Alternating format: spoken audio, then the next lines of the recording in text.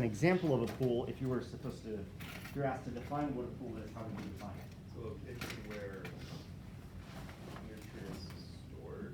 Okay, place where nutrients stored, where they hang out for long periods of time. So the atmosphere could be a pool, the biotic could be a pool, etc., etc. So what we were doing last time at the end of class is we were talking about the carbon cycle, and I'm going to make this bigger so you can actually maybe see it. This is also on Google, so. We were basically now putting numbers to all of these pools and all of these fluxes, and we had gotten as far as thinking about the 760 times 10 to the 15th grams of carbon that are in the atmosphere. 120 times 10 to the 15th grams of carbon are taken out of the atmosphere every year. 60 of that, though, is returned to the atmosphere in the form of cellular respiration by plants and animals and fungi and bacteria on the surface of the Earth. But then another 55 of that is added back through activities going on, cellular respiration going on in the soil by bacteria and fungi and things like that, which we usually refer to as soil respiration, is separated from kind of above ground respiration. And so what we do is when we add all of that up, we find that each year about 5 times 10 to the 15th grams of carbon are being stored in soil carbon every year. So in theory, the amount of carbon that is occurring in the atmosphere should be going down over time. But when you talk to climate scientists, so you guys aware of what's going on in Glasgow, Scotland right now? What is it?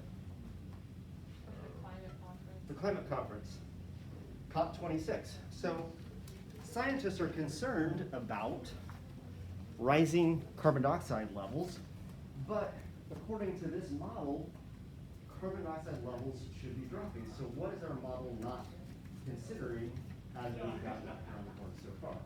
Burning fossil fuels. Okay, I heard burning fossil fuels, I heard Human intervention. human intervention in a variety of ways.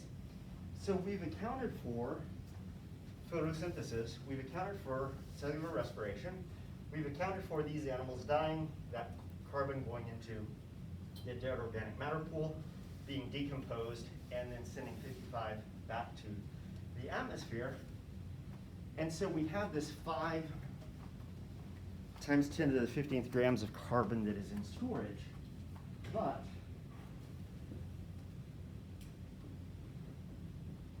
when we burn fossil fuels, we burn 5.3 times 10 to the minus 15th grams of carbon and return that to the atmosphere. And so this is storage. This would be taken out from the atmosphere. So we add back some of this through fossil fuel burning. You can think of fossil fuels as just the Earth's stored up past photosynthesis. Photosynthetic organisms in the past, they died, they didn't decompose, and as a result of that, their organic matter stayed around. Over time, it got converted into coal and oil and natural gas. And we, because we're clever humans, we dig that up and we burn it in our homes to generate electricity, to manufacture cars. And when we burn that old stored plant material up, we basically return, we take that glucose that's been converted into fuel, and we burn that, and it produces carbon dioxide and water, and that carbon dioxide goes back in the atmosphere. So now we've taken this system that should be removing carbon from the atmosphere, and now it's putting a small amount of carbon back into the atmosphere because of nothing more than our fossil fuel consumption. But of course, that's not the only thing that we do. What else do we do that we haven't accounted for yet?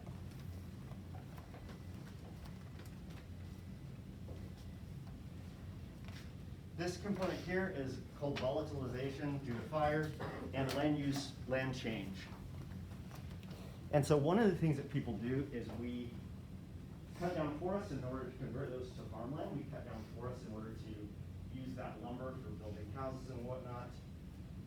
We are essentially altering landscapes such that there are fewer plants to do photosynthesis, which takes carbon dioxide out of the atmosphere, and we're replacing them with ecosystems that have fewer plants, smaller plants, less short-lived plants, such that the ability of those ecosystems to store carbon in the biota is actually reduced. And so when you burn a forest, all that stored carbon in all those trees goes up in smoke. It goes up to the atmosphere in the form of carbon dioxide. When you chop down trees, burn them, and replace them with a cornfield, that cornfield is fairly productive, but that cornfield is an annual plant, and so that corn only stays in those plant bodies for 1 year. At which point, that stuff begins to decompose, and it'll be returned back to the atmosphere through the process of decomposition and soil respiration. So forests are these long-term, on-the-ground storage systems for storing up carbon, and when we get rid of forests, when we transform forests into other land use types, we risk increasing carbon outputs to the tune of 3.8 times 10 to the 15 grams of carbon back to the atmosphere.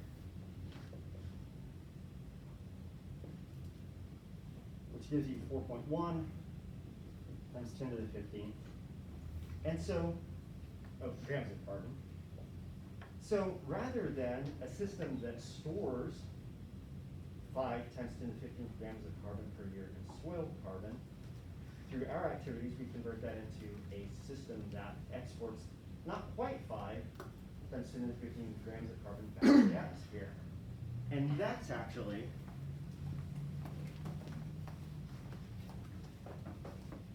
why this figure is going up. This is the pattern of the increase in carbon dioxide over time since the late 50s when they first started measuring this. They used to measure this on Mauna Loa volcano, and then they switched to the Scripps Institute in 1958. No, sorry, sorry, 1974. Scripps Institute of Oceanography was measuring at Mauna Loa, and now they measure it in California. So this is going up. So you see the general trend goes up. What else do you see in this figure?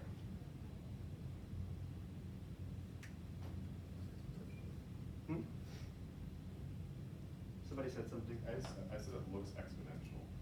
Well, it looks exponential. I would have to test to see if it was exponential. Yeah, Well, I'm not sure. that wasn't what I was thinking about. So it's going up, but what else is it doing? It's fluctuating. Is it fluctuating randomly? No, it's fluctuating in a kind of a yearly cycle. Carbon dioxide levels go up, and then they go down, they go up, they go down, they go up, they go down, they go up, they go down, they go up, down, up, down, up, down, up, down. So they're oscillating around this average. The average is getting bigger. So each year they go down further, then they go up. What's accounting for that yearly fluctuation?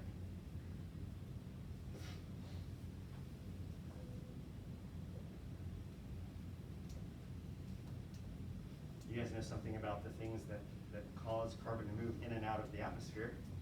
Would It might. Yes, somebody said, would it?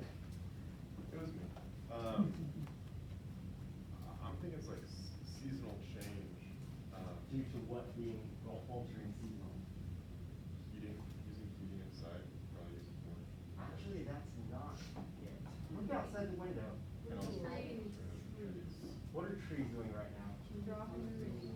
Well, they're changing colors, but then after they change colors, they Leaves. drop their leaves. When they drop their leaves, what are they no longer doing? They're no longer doing photosynthesis. Are they still doing cellular respiration? Yeah, because they're still alive. So for certain parts of the year, the trees are not doing photosynthesis and they're continuing to do respiration. So you basically cut this off altogether, but you keep doing this. What does that do to carbon dioxide levels in the atmosphere? They go up. And then in the springtime when the leaves come back, they go down because you add this in, and this still remains relatively the same. But that happens in the winter here in North America. Why is it not just even? Because while we're doing that in winter in North America, that is also happening in the southern hemisphere. Why is the southern hemisphere not compensating for this? When we lose our leaves on our trees in the winter, we globally control carbon dioxide because we have this peak in carbon dioxide levels that appears in the winter, and then when we move into spring and summer, those levels go down because our trees in the northern hemisphere are kicking in photosynthesis. Why doesn't the southern hemisphere winter-summer cycle just counteract the northern hemisphere cycle? Because they're not equivalent. Hmm? Because they're not equivalent. In what way are they not equivalent? I mean, structurally, their environment. Not quite. What's really different about the northern hemisphere versus the southern hemisphere? Think back to those maps we showed you when we were talking about global climate. I mean, the northern hemisphere has like more of a like definitive seasonal change than the southern hemisphere. No, they have the same seasonal change if you're at the same latitude south as you are at latitude north. But at certain latitudes north, you have something that you don't have at the same latitude south.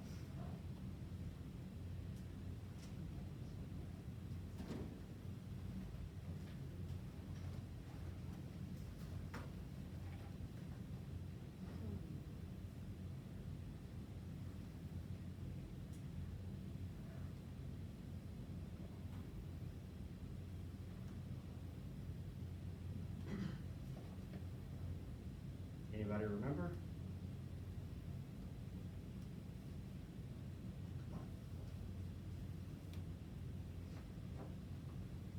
The tilt of the earth? What's that? The tilt of the earth? No, the tilts of the earth is what gives us seasonality, but there's seasonality north and there's also seasonality south. It's the air current thing. No, those air currents occur north and south also because of the tilt of the earth. They're equal. Why is my... Is it not Oh. advancing slides? For some reason, my computer has started randomly changing whether I'm mirroring or not. I'm looking at my computer and it has randomly changed from mirroring to not mirroring. I've been having stuff like that too. What's that? I've been having stuff like that too, it's bizarre.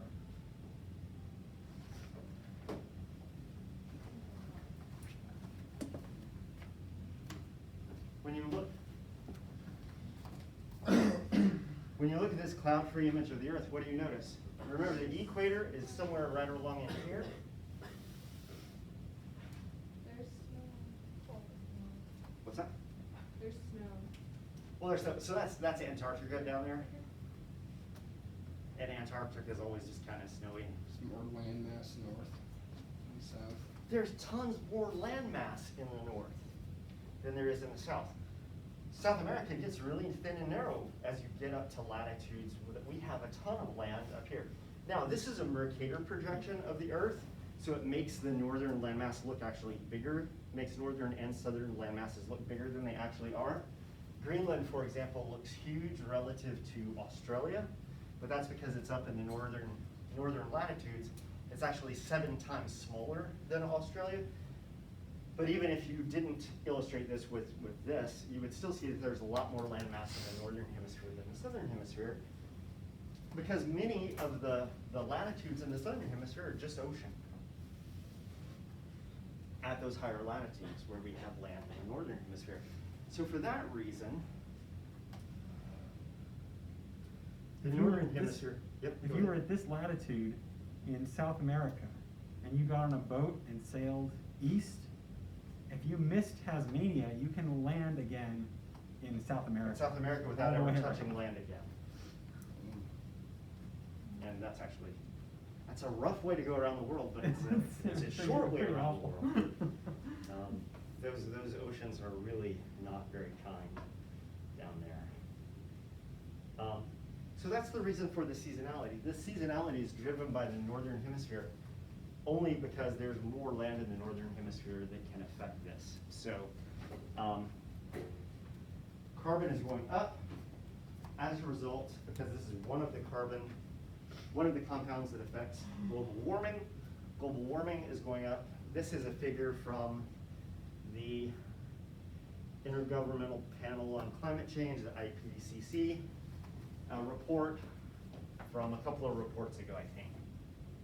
But basically it shows the observed pattern of global temperature, and then they create complex models that model what would happen to temperature if you included all of the natural fluctuations that affect temperature, and also human-caused fluctuations, human activities that would affect temperature.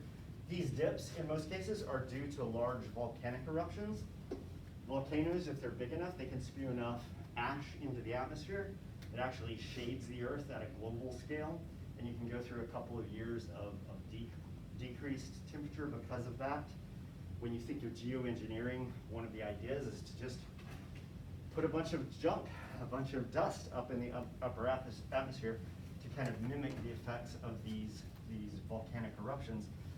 But if you just model natural events, this is kind of what global temperature should be doing. And it's only when you add in things like fossil fuels being burned and land use being converted that you begin to see models that tend to trend the actual trend in global temperature. And so Dr. Jez is going to talk to you more about human effects, but this is certainly one of the human effects of perturbing the carbon cycle. Questions about this?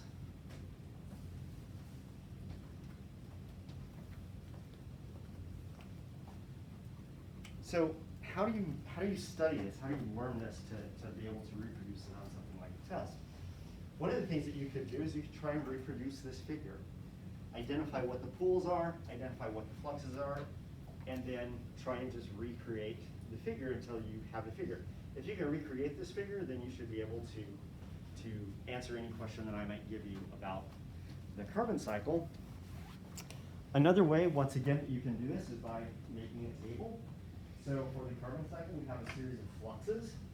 One of the fluxes is photosynthesis. Photosynthesis takes what from where and converts it to something else somewhere else. So this is a flux that goes from a place to a place. Where is carbon coming from in photosynthesis? It's coming from the atmosphere. It's going to plants. When it's in the atmosphere, it's in what form? Gas. What form of gas? CO2. It's in the form of CO2, and when it gets into the plants, it is glucose.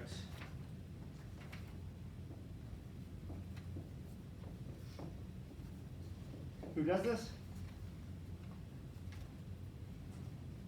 Who does photosynthesis? Plants do, good. Where do they do this?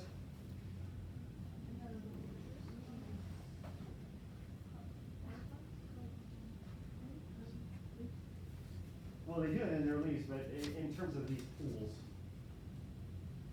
On the ground, Yeah, so they do it, I would say it's from the atmosphere to plants. This is the biotic pool. Now, animals are also part of that biotic pool. We could actually do things like cellular respiration. Goes from plants and animals in the form of glucose to the atmosphere, where it is back into CO2 form. Who's doing this? Well, plants and animals, we've already said.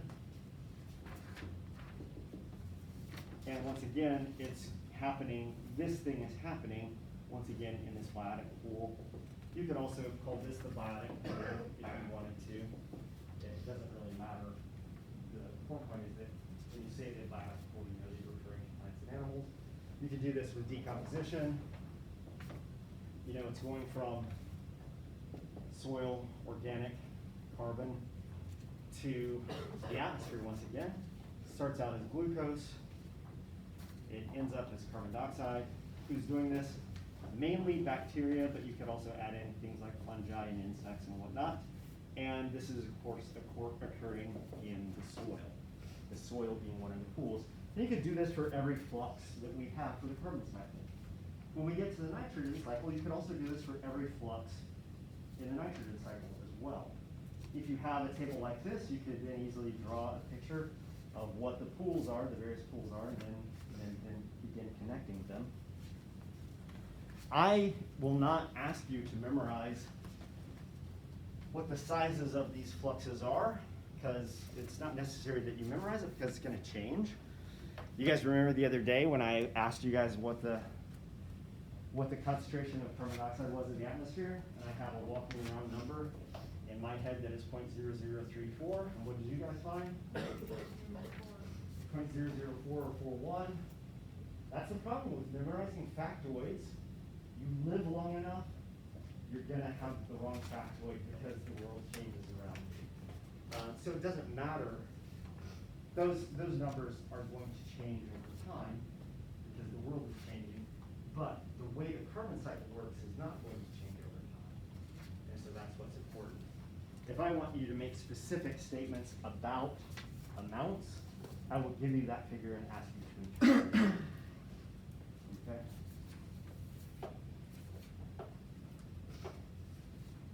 When we tell you how we're going to test on something, you can take that to the bank.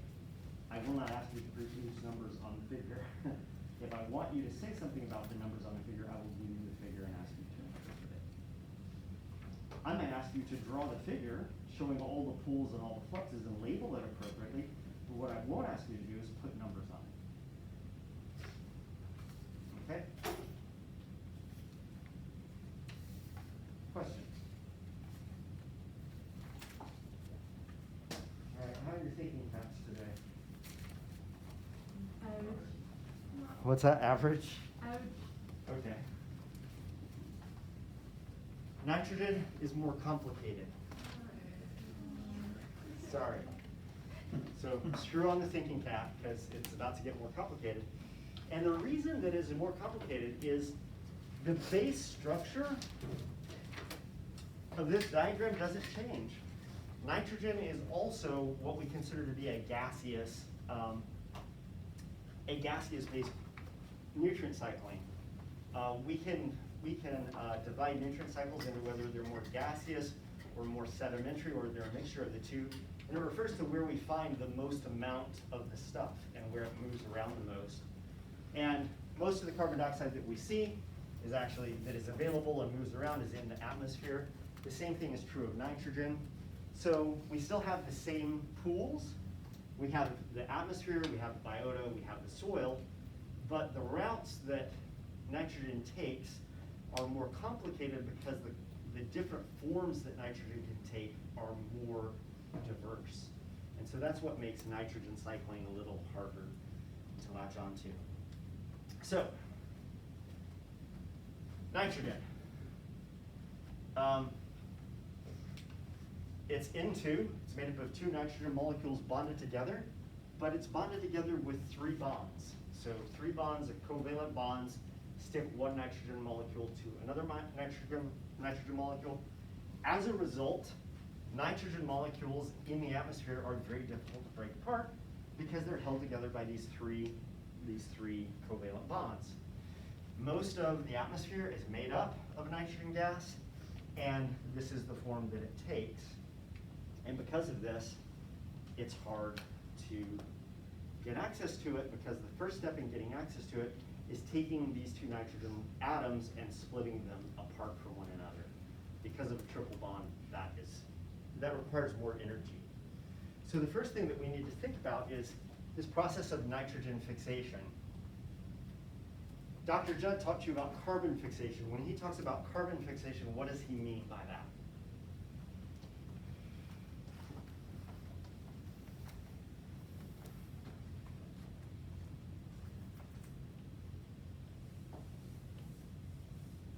I refer to the different parts of photosynthesis as the light-dependent reactions and the light-independent reactions. He presented those as the light reactions and the carbon fixation reactions. Those are both appropriate ways of talking about it. When he says carbon fixation, what does he mean?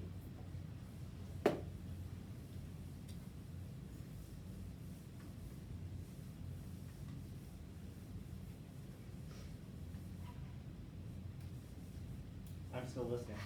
I'm just erasing while I listen.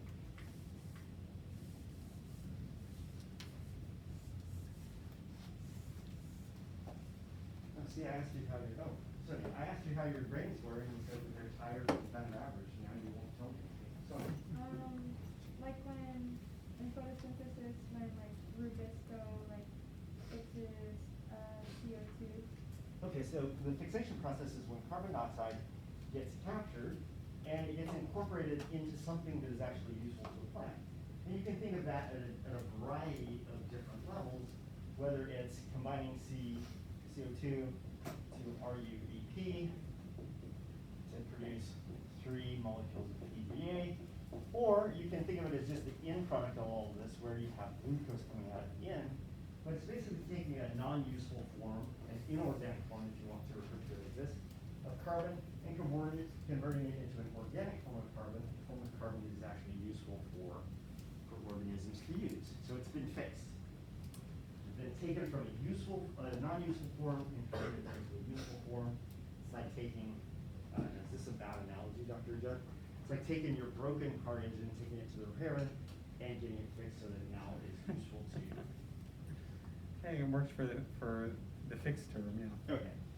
Same thing with nitrogen fixation. Nitrogen fixation involves taking a non-usable form of nitrogen and converting it into one of a variety of useful forms of nitrogen. But because nitrogen is bonded together with these triple bonds, you need a lot of energy, or what can you have instead of a lot of energy to get a chemical reaction to go to completion?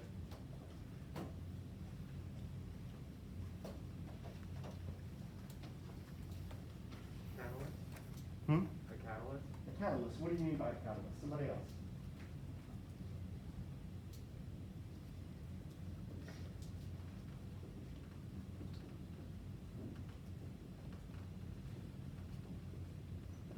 Catalyst is just something that causes a reaction.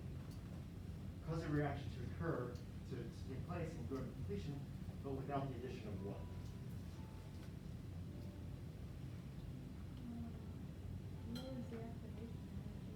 Lowers the activation energy. So that's how scientists would talk about lowering the activation, about what a catalyst is.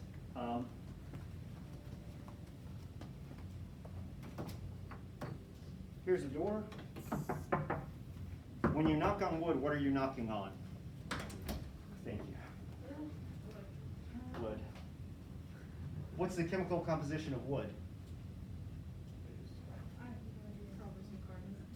Probably some carbon. Do you know what form? You guys hear of cellulose? Yes. You guys know what you've heard of cellulose in the past? What is cellulose? What's the structure of cellulose like? Do you remember this from any past experience? That's right. It's long strings of what compound bonded together? Hydrogen. Hmm? Carbon, hydrogen. But what specific form of bonding together carbon, hydrogen, and oxygen? So it's a type of carbohydrate. It makes up plant. It makes up the bulk of the dry mass of plants.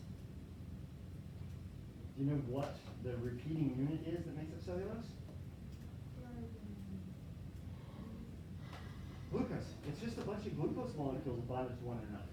Now, I can break down the glucose in this door and have it release its energy by throwing it on a wood pile and setting it on fire. But in order to do that, what do I have to supply it at the beginning? Not fuel, heat. You have to provide a lot of heat. You have to give it a lot of energy. And then once you give it a lot of energy, it'll go to completion on its own, but it will go to completion on its own in a conflagration. It'll be a fire. And it'll burn down the door, and it'll burn down Marston, and then we won't have a place to meet for class. Won't that be sad? But you are burning up glucose right now. Why are you not bursting into flames? Why aren't all the world's compost piles on fire? Why aren't all the world's compost piles on fire? Why are you not spontaneously combusting? Cellular respiration. Cellular respiration is this equation. This is also the equation for combustion. I mean, we can set it on fire if you want. But you're breaking down carbon dioxide according to this equation. This is the same equation that happens when I set fire to that door. Why do you not burst into flames? Because we can do this equation with much less energy input to it. The level of activation energy that we need to break down from the carbon molecules in the form of glucose is much less than what it takes to start a fire. As a result, we create heat, but it's a reasonable amount of heat, and we don't burst into flames because we have these biological catalysts that are controlling the speed at which this reaction occurs.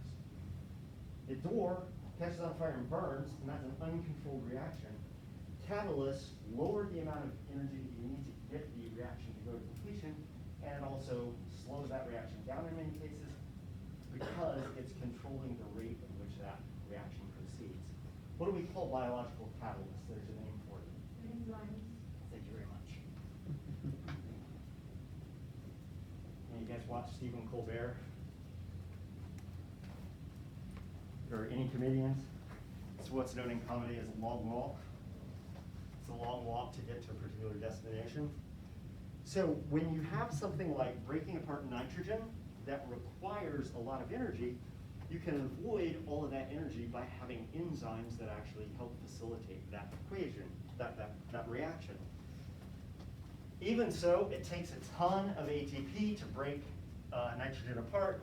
When you get nitrogen apart, it adds 3 hydrogens to each of these available electrons for bonding now once you've broken it apart, and it creates ammonia. I always mess this up. NH3 is ammonia. NH4 plus is ammonium. It's an ion, and so it gets IUM at the end of it. So we basically bust it apart, expose the 3 electrons that are available for bonding, add hydrogens to each of those, so we get 2 molecules of ammonia out of that. This is done primarily by bacteria. And most of these bacteria that do this are soil bacteria or soil bacteria that have been co-opted by plants. And so there are free-living bacteria in the soil, and there are bacteria that occur in root nodules in the plants of what type of plant? Legumes, good. And these bacteria are the ones that possess the enzymes that allow you to break apart nitrogen and turn it into ammonia. Most of these are heterotrophic versus autotrophic. What's the difference between heterotrophic and autotrophic?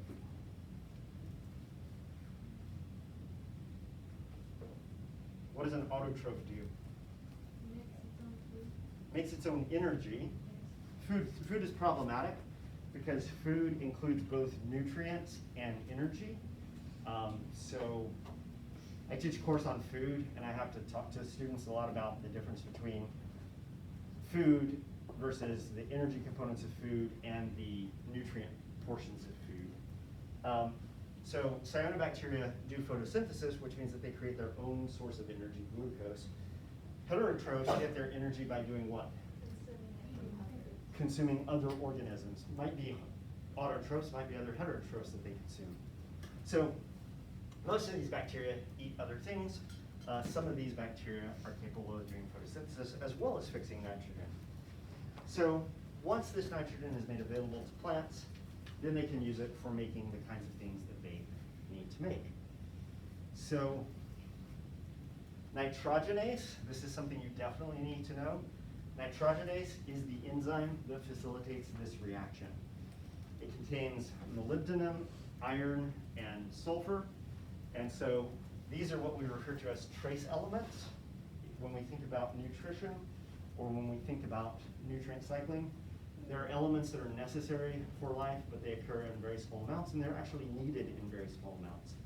And it uses ATP, as we saw in the equation, and it requires a ton of energy. 10 grams of glucose to fix 1 gram of nitrogen, atmospheric nitrogen. And so it's an energy-intensive process, even with the addition of the enzymes controlling this.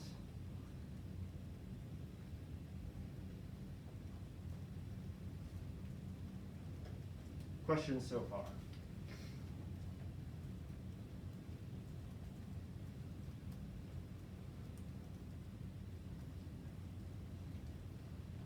Who does nitrogen fixation? Bacteria. bacteria. Where do these bacteria live? They live in the roots of plants, or they live in soil, okay? What do they have special to them that allows them to do this in an energy efficient way? What enzyme? Nitrogenase is the enzyme. Okay, good. So what happens is in the root of the plant, there are these Rhizobia bacteria. So I didn't give you the names of the bacteria, but they're on the slide back there. Rhizobium is one of the bacteria. Frankie is another one of them in association with plants. These bacteria live in the soil, and what the plant does is it sends out a root hair, and that root hair basically starts to grow around a cluster of bacteria. Over time, those bacteria will then invade the root hair and invade the root. Once they're inside the root, the plant responds to this infection by essentially kind of walling off that infection by producing more plant tissue around that group of bacteria that have invaded the root. And over time, that area of infection develops into what becomes a root nodule. Unfortunately, we dug up all of our soybean plants in my garden, or I would bring some in and show you, but these are the root nodules on the surface of a plant. If you go out to any farmer's soybean field right now and pull up one of their soybeans, you'll see that it's packed with these root nodules. And inside these root nodules, they possess these bacteria, and if you cut into a root nodule, you will see that they're pinkish inside. And they're pinkish inside because most of these soil bacteria are bacteria that function best in an oxygen-poor environment. And what the plant also produces is a compound called like hemoglobin that absorbs oxygen and maintains that low oxygen environment for these bacteria. And so it's a complicated system. It is a symbiotic mutualism. In this case, what are the two partners getting out of the deal? What does the plant get out of this relationship?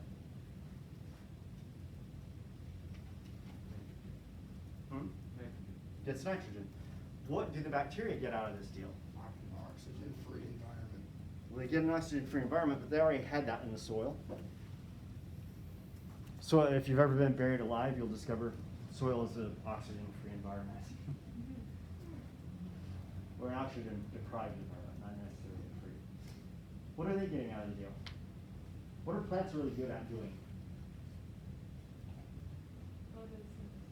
What's the problem with photosynthesis? Glucose. What is glucose used for? Energy. So in this particular interaction, the bacteria are getting energy from the plant. In return for that, they're giving up the nitrogen that they're fixing.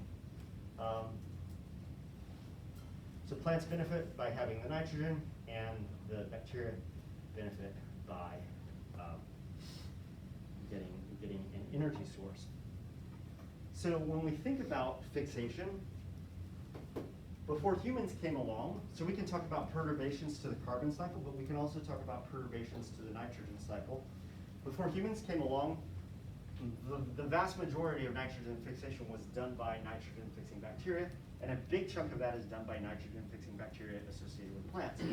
But humans have increased this by cultivating nitrogen-fixing plants, planting fields of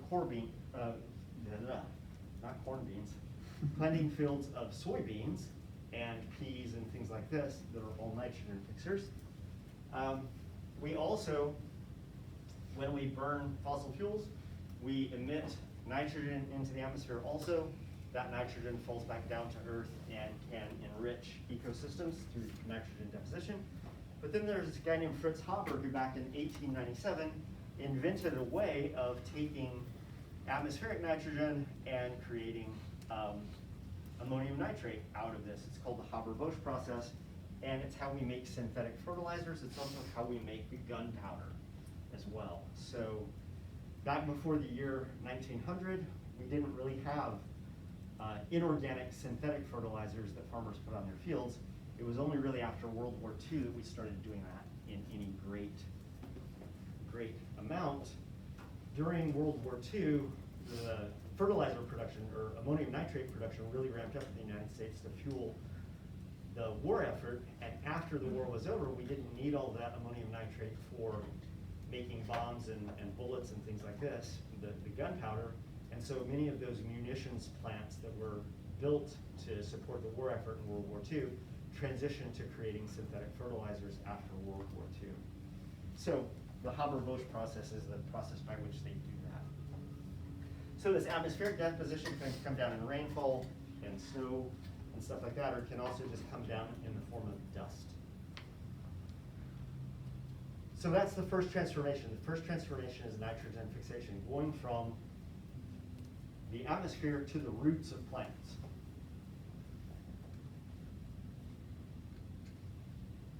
The next transformation is just death. You take live organic matter and it converts into dead organic matter. And you can think of this from the standpoint of the plant, but it can also happen in animals. When an animal eats a nitrogen-fixing plant, it's getting nitrogen from that plant as well as energy from that plant. And then when it dies, it will go into the dead organic matter pool, or but the same way that happens in the carbon cycle through death. But what happens is as the decomposing organisms break down the dead body of something, they're using up the energy that's in there, they're using up the glucose, and they're absorbing some of the nitrogen, but a lot of the nitrogen they're actually just releasing. And so when you think about a plant, should you talk to them about cell walls in plants?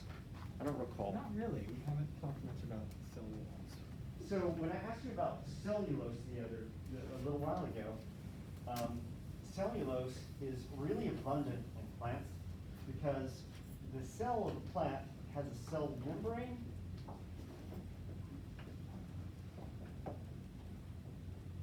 What are cell membranes made out of from the other day? Monday? Yeah, phospholipid membrane. Inside of this phospholipid membrane, there is another membrane-bound object called the central vacuole, and then there is a nucleus. It is also bound up by a membrane, a phospholipid membrane. But cells that are only surrounded by a phospholipid membrane, they're fluid. They don't hold their shape. But you should remember from seeing a plant cell somewhere in the past, you will see that plant cells maintain kind of a cubical structure. They're rigid or semi-rigid, and it's because they have a semi-rigid cell wall that goes around them.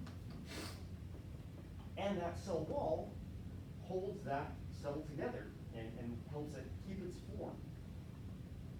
That cell wall is made up of cellulose, and that cellulose is undigestible.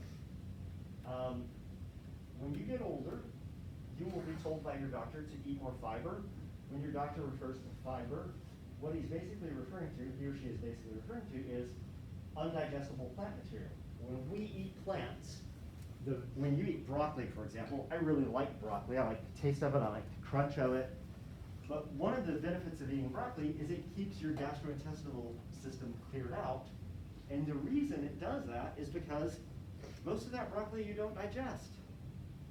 Because the bulk of that broccoli is pent up in cellulose. So you don't digest it, it passes through your gut. As it's passing through your gut, it kind of cleans you out. That's what dietary fiber is basically, is undigestible cellulose. Some bacteria can digest cellulose. Those are the kind of bacteria that live in the gut of herbivores. And those bacteria are the ones that break down cellulose into glucose that then is available to the herbivore that ate the cellulose. So when you die, one of the things that these decomposing organisms are doing is they are not only extracting glucose from the dead body for energy, but they're also doing things like breaking down the cell wall. And when they break down the cell wall, the cell contents are now available, and part of what's inside of the cell are nitrogen-containing compounds. So those bacteria that are responsible for decomposing will absorb some of those nutrients, but they will also just release a bunch of those nutrients into soil that then makes them available for other things. This is what dissolved organic nitrogen is. This nitrogen leaks out of the decomposing bodies of organisms that has been made available by the process of decomposition. These things can then be leached. So the dead body can have water flow through it, and it leaches nitrogen out of those bodies. It becomes fragmented by things that chew up the body. But what ultimately happens is it basically gets worked on by bacteria, and when those bacteria and the fungi work on the plants and the animals, they basically release a lot of the nutrient content that is inside of the bodies of these things. Rates of decomposition vary a lot. It's influenced by temperature, moisture content, the quality of the plant litter. When you see people talking about decomposition rates, oftentimes they will cite the carbon-nitrogen ratio. It's a ratio of how much carbon there is to the amount of nitrogen that there is. The lower the carbon-nitrogen ratio is, the easier it is to get at the nitrogen because you have less carbon kind of protecting that nitrogen.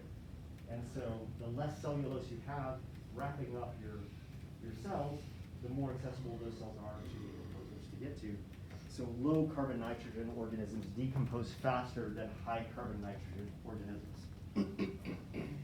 If we were to kill Jamie, so sad. If we were to kill Jamie and dump his body right down there, which we could. Of course, now I'm leaning out the window, he could just push me over and be done with me.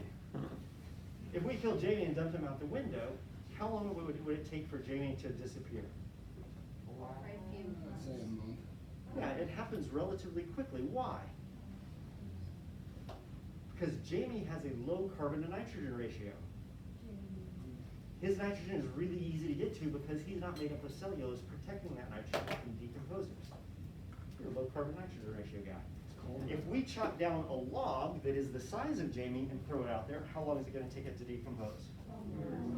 A really long time, because all of that nitrogen is protected by a bunch of carbon in the form of cellulose. Sorry, Jamie, I'm not advocating that we kill you. Jamie. Jamie lives. Is it if someone freezes how it takes long? Yeah, and so if you dump Jamie's body in the wintertime, it's going to take longer to decompose because overall metabolism is slowed down. And then also if it freezes, then that stuff is frozen solid and there's nothing to work on. Yeah. Wait, so like, is all the wood around us like decomposing? Or It is is- it just because there's no like fungi? If it's dead wood, it's decomposing, but it's just decomposing at a really slow rate. Like the door's just decomposing? The door's not decomposing because that door has been chemically treated in such a way that it's probably protected from decomposition somewhat. So I do woodworking and I use this stuff called Danish oil. One of the things that Danish oil does is it protects and hardens the wood such that it's less likely to get fungi and stuff like that. Plus it's in a nice dry environment. Remember, decomposition is influenced by not only temperature but also moisture. If we took that door and set it down next to Jamie's body at the base of the building here, Jamie's now just shaking his head. Yeah. The door would still decompose. It would just decompose much more slowly than Jamie would, because now it's decomposing down there because it's getting rained on, it's laying on moist ground, et cetera, et cetera. When it's here in the classroom, it's dry, it's protected, it's at a nice temperature, and it's not. You guys ever seen railroad ties? Yeah, those are highly treated to protect them against fungi and decomposing. Meanwhile, these trees out here right now in the middle where the wood is already dead, Yeah. they're already being attacked by fungi, very slowly breaking down the cellulose and also the lignin that's in there. Why does dead wood burn faster, easier? Part of it is drier, so there's a moisture content issue. I don't know. I'd say that's the primary reason. That's the primary It's reason. just dry out. When you buy firewood, you can buy firewood that's freshly cut, or you can buy seasoned firewood. The seasoned firewood is just basically firewood that was cut a year ago and has had a year to dry out. You don't generally want to burn that in your fireplace because it burns less efficiency and it'll put more soot and stuff in your chimney. But I think it's mostly a moisture thing. So, David, if you're going to kill Jamie, dump his body in a warm place that's moist so that his low carbon nitrogen ratio will decompose him faster and get rid of the body more efficiently. Sorry, Jamie.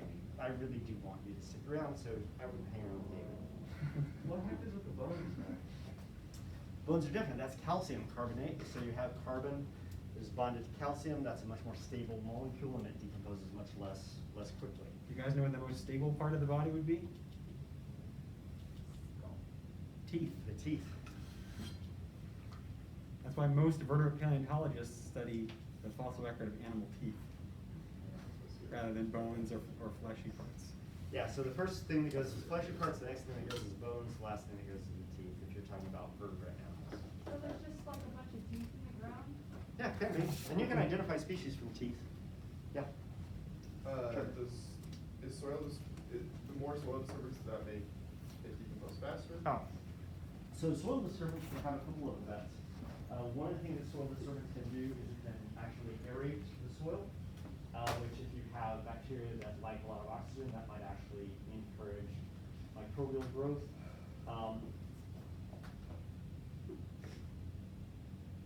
If you haven't disturbed soil and things are just kind of hanging out on the surface, once again, things are prone to wetting and drying cycles, and that can affect the rate of composition.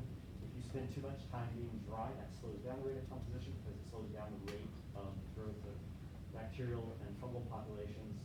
Whereas if you're down in soil, a lot of times you're more protected. It's moisture for longer periods of time. The drying and wetting cycles are less pronounced when you're down in the soil. So varying the body is also a good thing. This is not a class about varying bodies. Right. I mean, using plants is a great way to get rid of something. Yeah, there are all kinds of clever ways to get rid of mice. Let's not go too far down this because I was at work one day in my office and heard a knock on my door, and I opened the door and two police officers standing there. Wow. And I'm like, hey guys, what's going on? They're like, well, we heard that maybe you could help us. I'm like, okay. And they had a bag of bones that a hunter had found, because of course bones stick around for a while because they're a more stable form of carbon in a sense. And they're like, we don't think that it's anything, but this hunter found these bones. They were in kind of an unusual place, and we want you to identify them. I'm like, oh crap. And so we went up to the anatomy lab, and we also went up to the vertebrate collection, and I pulled out bones of a bunch of organisms that were the size of the bones that those would be, and we eventually identified them as a deer, thank God. But, because there were any forensic anthropologists on the Liberty Police Department, Liberty Police Department employee roster. So, let's stop talking about death. All right. So once you die and you've been decomposed, this dead organic matter then gets worked on by bacteria, and they basically break down that nitrogen and they convert it into the ion ammonium. Once again, microbes do this, bacteria do this, bacteria and fungi do this. They absorb the dissolved organic nitrogen and they secrete ammonia sometimes if it's in excess. If you have an excess of available carbon, they'll continue to convert this to ammonium, and so it's controlled by the availability of the starting materials. It's controlled by the carbon-nitrogen ratio of the bacteria. So just like Jamie has a carbon-nitrogen ratio and an oak tree has a carbon-nitrogen ratio, microbes have a carbon-nitrogen ratio as well. If they need more nitrogen, then they're going to absorb more of this as a result of that need. The process of doing this is going to slow down because they're keeping more of that in the body of the bacteria and releasing less of it. And then it's also affected by temperature and moisture, which affects everything in this process. Another transformation, nitrification, takes NH4 and converts it to nitrate. Nitrate is a super useful form of nitrogen in the soil. Readily available readily absorbable by plants. When you read the pKn ratio, the phosphorus potassium nitrogen ratio on a bag of fertilizer,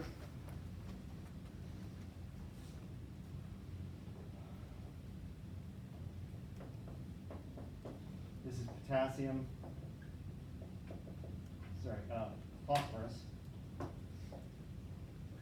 Phosphorus, potassium, and nitrogen levels on a bag of fertilizer. This nitrogen is almost always found in the form of ammonium nitrate.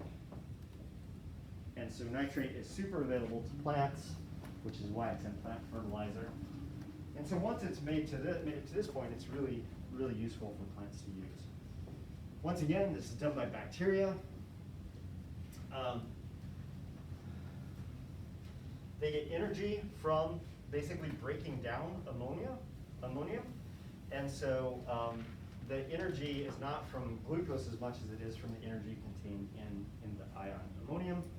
And the nitrate is just the end product of this respiration that is based on breaking down nitrogen for energy. This is an aerobic process rather than an anaerobic process. And once again, it's limited by the availability of the starting materials. So within soil, there's a lot of transformations. Different organisms breaking down different forms of nitrogen, converting it into other forms of nitrogen. And so soil is super important in the nitrogen cycle. So the stuff that's in that pool on the cycling diagram, that pool is going to be much more full of processes that are happening. Once it's in this form, the next thing that happens is plants will pick that up. Assimilation is just picking up nitrogen and ammonium and amino acids and absorbing them through the roots and then using them to do what plants do, which is growing and reproducing, et cetera, et cetera.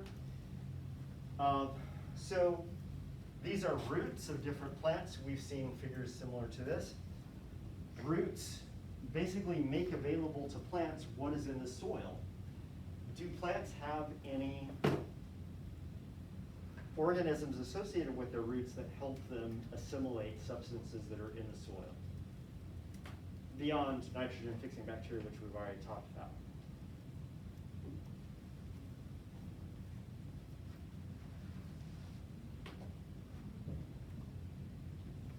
You guys ever heard of mycorrhizal fungi?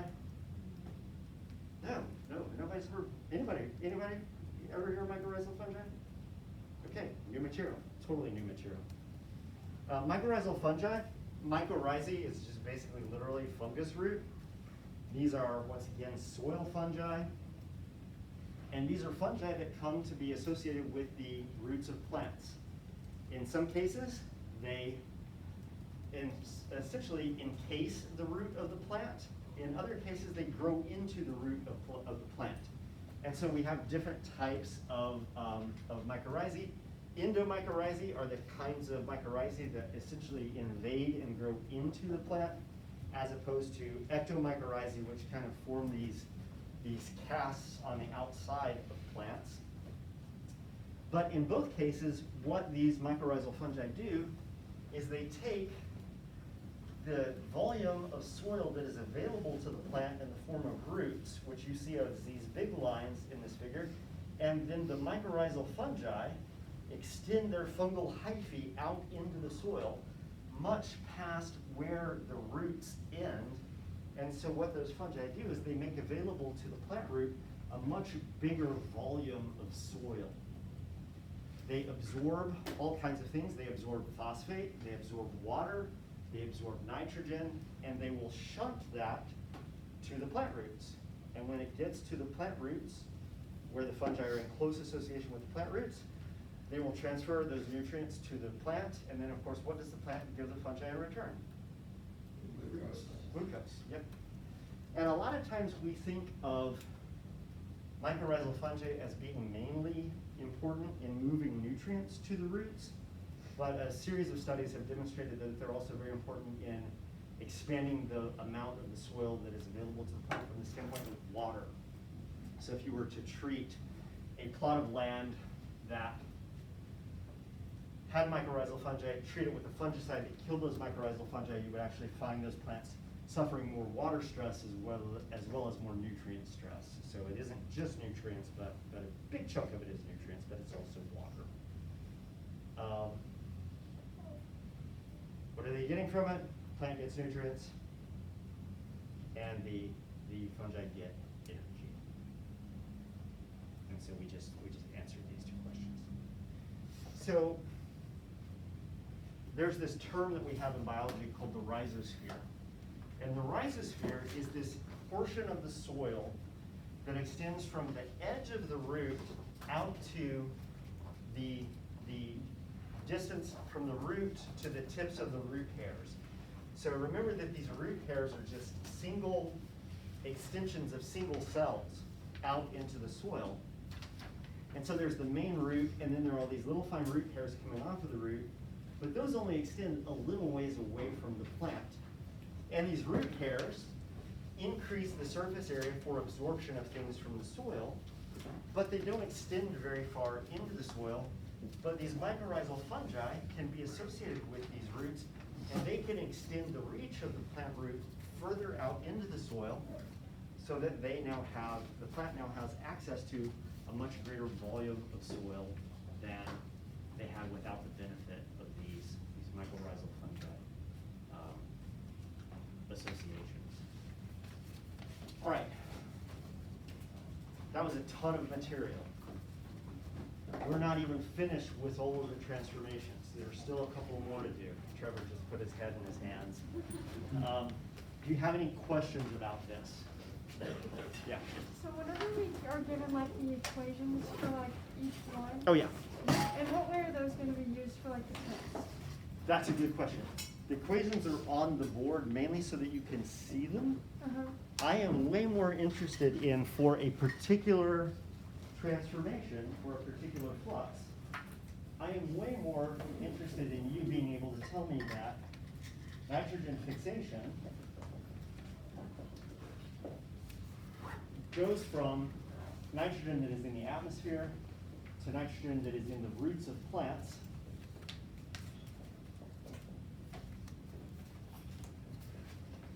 Many of these are going to be legumes, but not all of them. So there are some non-leguminous nitrogen plants.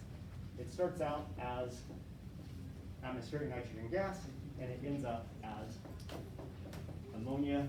Who does this? It's actually not the plants themselves that are doing it. It's actually the bacteria. And these are free-living bacteria, and they are symbiotic bacteria. These free-living bacteria do it in soil, and these guys do it in the roots of plants. So the equations are on there for completeness sake, but I'm really more interested in you knowing the beginning and the end than the details. I'm not ever going to ask you about the details in between, because I don't care, because I'm not a chemist or a physiologist. And quite frankly, I don't remember them myself. When we made those slides up years ago, we had to go and look up all those equations themselves. Dr. Judd may know them, but I've lost that information in my own brain a long time ago. So this way of thinking about things is also useful to thinking, well, what's the essentials? What do you begin with? What do you end up with? Who does it? Where does it happen? Etc. Okay? I have a simple mind. I can't step too much. Other questions? All right, we'll finish this up, and then on Friday, partway through class, I'll turn it over to Dr. Judd. Dr. Judd will talk in way more detail about kind of human perturbations to these cycles. And that'll be that.